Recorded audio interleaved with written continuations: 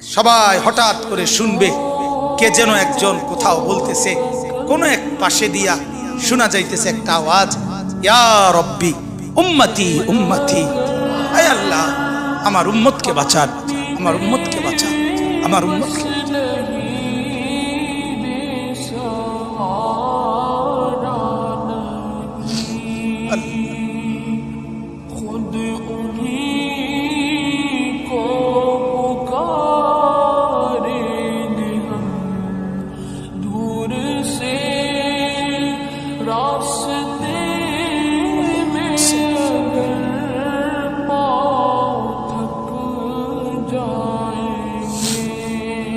তো তিনি কে বলে?